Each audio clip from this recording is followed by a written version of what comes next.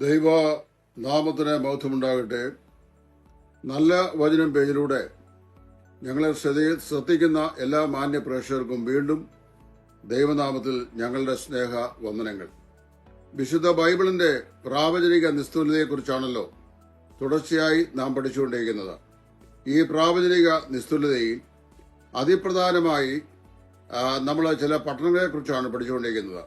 അതിലൊന്ന് ആദ്യമായി നിനവയെക്കുറിച്ച് ചിന്തിച്ചു. അത് കഴിഞ്ഞ് നമ്മളിപ്പോൾ പഠിക്കാൻ പോകുന്നത് ബാബിലോണിനെ കുറിച്ചാണ്. വിശുദ്ധ വേദപുസ്തകത്തിൽ വളരെ വ്യക്തമായി പ്രാവചനികമായി പരാമർശമുള്ള ഒരു പട്ടണമാണ് ബാബിലോൺ എന്ന് പറയുന്നത്. അതിപ്രാചീന നഗരങ്ങളിൽ ഒന്നാണ്. ലോകത്തിന്റെ അല്ലെങ്കിൽ കിഴക്കിന്റെ സുവർണ പട്ടണം എന്ന് ഈ പട്ടണത്തെ അറിയപ്പെടുന്നു. ഈ രാജ്യത്തിന്റെ ചിരകാല പ്രതിഷ്ഠിതനായിരുന്ന രാജാവായിരുന്നു നെബൂഖദ്നേസർ. അദ്ദേഹമാണല്ലോ ഇസ്രായേൽ മക്കളെ 3 പ്രാവശ്യമായി യെരുശലേമിൽ നിന്നും ബാബിലോണിലേക്ക് അടിമകളായി കൊണ്ടുപോയത്. ഈ അതിപ്രാചീന നഗരമായിരുന്ന സാമ്രാജ്യത്തിന് മാത്രമല്ല, അത് വിഗ്രഹ ആരാധനയുടെയും മതത്തിന്റെയും ശിരോസ്ഥാനമായിരുന്നു എന്ന് പറയുന്നുണ്ട്. വെളിപ്പാട് പുസ്തകത്തിലും ഈ ബാബിലോണിന് മർമ്മം മഹദിയാം ബാബിലോൺ എന്ന് പ്രത്യേകമായ ഒരു ആലങ്കാരികമായ നാമം കൊടുത്ത് പരാമർശമുണ്ട്. ബാബിലോൺ പലപ്പോഴും ഇസ്രായേലിനെ ആക്രമിച്ച ചരിത്രവും വിശുദ്ധ വേദപുസ്തകം നമുക്ക് കാണാൻ കഴിയും.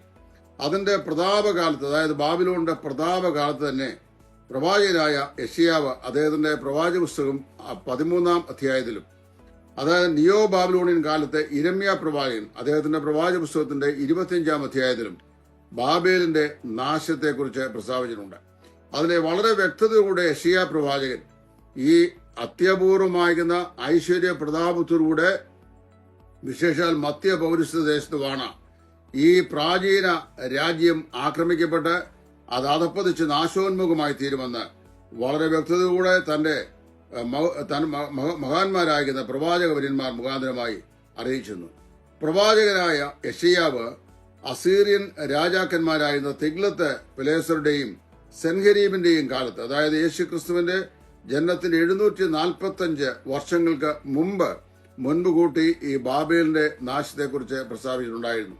ആ പ്രഖ്യാപനം യെശയ്യാ പ്രവാചക പുസ്തകം 13-19 മുതൽ 22 വരെയുള്ള വാക്യങ്ങൾ രേഖപ്പെടുത്തിയിട്ടുണ്ട്. അത് ഞാൻ ഇവിടെ വായിച്ച് കേൾപ്പിക്കാൻ ആഗ്രഹിക്കുകയാണ്.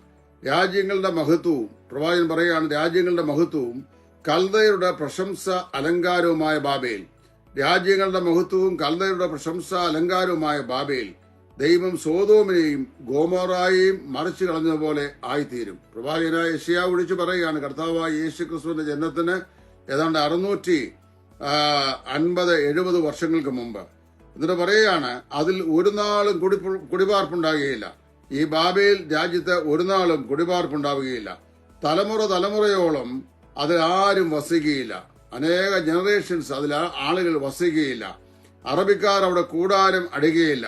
ഇടയന്മാർ അവിടെ ആളുകളെ കിടത്തുകയില്ല. മരമൃഗങ്ങൾ അവിടെ കിടക്കും. അവരുടെ അരമനകളിൽ ചെന്നായ്ക്കളും അവരുടെ മനോഹര മന്ദിരങ്ങളിൽ കുറുനരികളും ഓളിയിടും. യെശയ്യാ പ്രവാചകന്റെ പുസ്തകം 13-19 മുതൽ 22 വരെയുള്ള വാക്യങ്ങൾ. അത് കഴിഞ്ഞ് ഇരമ്യാ പ്രവാചകൻ ഇതേ കാര്യം ബാബേലിന്റെ സർവനാശത്തെക്കുറിച്ച് മുൻകൊണ്ടുകൊണ്ട് ദൈവാത്മാവിൽ പ്രവചിക്കുകയുണ്ടായി. അദ്ദേഹം വിളിച്ചു പറഞ്ഞു, 70 സംവത്സരം തികയുമ്പോൾ ഞാൻ ബാബേൽ രാജാവിനെയും ആ ജാതിയെയും കൽദയരുടെ ദേശത്തെയും അവരുടെ അകൃത്യ നിമിത്തം സന്ദർശിച്ച് അതിനെ ശാശ്വത ശൂന്യമാക്കി തീർക്കുമെന്ന് യഹോവയുടെ അരുളപ്പാട്. ഇരമ്യാ പ്രവാചക പുസ്തകം 25-ാം അധ്യായത്തിന്റെ 12-ാമത്തെ വാക്യം. ഇരമ്യാവിന്റെ കാലം കർത്താവായ യേശുക്രിസ്തുവിന്റെ ജനനത്തിന് മുമ്പ് 627-നും 580-നും അടുത്തുള്ള കാലഘട്ടമായിരുന്നു. മിക്കവാറും 608-നോടടുത്ത് എന്ന് നമുക്ക് നിഗമിക്കാനായിട്ട് സാധിക്കും. ഈ പ്രവചനം പ്രായേണ യേശുക്രിസ്തുവിന് മുമ്പ് 606-നും 605-നും ഇസ്രായേൽ പ്രവാസികളായി ബാബേലിലേക്ക് കൊണ്ടുപോകപ്പെട്ടതായി വായിക്കുന്നു. നെബൂഖദ്നേസർ ആണ് അദ്ദേഹത്തിന്റെ കമാൻഡർ ഇൻ ചീഫായിരുന്ന നെബൂസറദാനെ ഇസ്രായേലിലേക്ക് അയച്ച് യെരുശലേമിനെ ചുറ്റും വാടകോരി ആ ജനതയെ പിടിച്ചുകൊണ്ട് ബാബേലിലേക്ക് അടിമകളായി പോയത്. 70 സംവത്സരമായിരുന്നു ആ ജനത അവിടെ കഴിയേണ്ടിയിരുന്നത്. 70 വർഷം കഴിയുമ്പോൾ ബാബേൽ അതിന്റെ സകല പ്രതാപത്തോടും കൂടെ അത് നശിച്ചു പോകും എന്നാണ് പ്രവചനം. നമ്മൾ മനസ്സിലാക്കണം, ക്രിസ്തുവിന് മുമ്പ് 539-ൽ നെബോഡിഡീസിന്റെ ഭരണകാലത്ത്, അതായത് നെമോഡിയസിന്റെ ഭരണകാലത്ത് മേദ്യ രാജാവായ കോരിഷ്, അതായത് സൈറസ്, അദ്ദേഹം ബാബിലോൺ രാജ്യം ആക്രമിക്കുകയും അത് നെബൂഖദ്നേസറിനെ വധിക്കുകയും അതുപോലെ തന്നെ ചെയ്തുകൂടി പ്രവാചകവാക്യം അത് ചരിത്രത്തിൽ നിവർത്തിയായി. ബാബിലോൺ ഇന്നും അക്ഷരാർത്ഥത്തിൽ പ്രവാചക സന്ദേശം പോലെ തന്നെ ഭവിച്ച് ബൈബിളിന്റെ സത്യസന്ധതയ്ക്ക് അല്ലെങ്കിൽ അതിന്റെ പ്രാവചനികതയുടെ സത്യസന്ധതയ്ക്ക് ഉത്തമമായ തെളിവായി ചരിത്രത്തിൽ നിലകൊള്ളുന്നു. ഇങ്ങനെ നിരവധി പട്ടണങ്ങളെ സംബന്ധിച്ച് അതുപോലെ ആ ജനതകളെ സംബന്ധിച്ച് വിശുദ്ധ ബൈബിൾ വ്യക്തമായി പരാമർശിക്കുന്നുണ്ട് എന്നുള്ള കാര്യം ഈ സമയത്ത് ഞാൻ ഓർപ്പിക്കട്ടെ.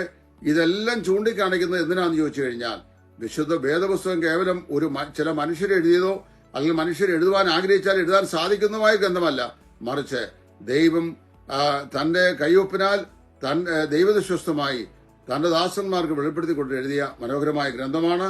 അതിൽ ലോകത്തിലെ ജനതകളെയും നാഗരികതകളെയും രാജ്യങ്ങളെയും പട്ടണങ്ങളെയും എല്ലാം കുറിച്ച് എന്തെല്ലാം എത്രയും വ്യക്തമായി എഴുതിയിട്ടുണ്ട് എന്ന് സൂചിപ്പിക്കാനാണ് ഈ കാര്യങ്ങൾ ഞാൻ വിവരിച്ചത്.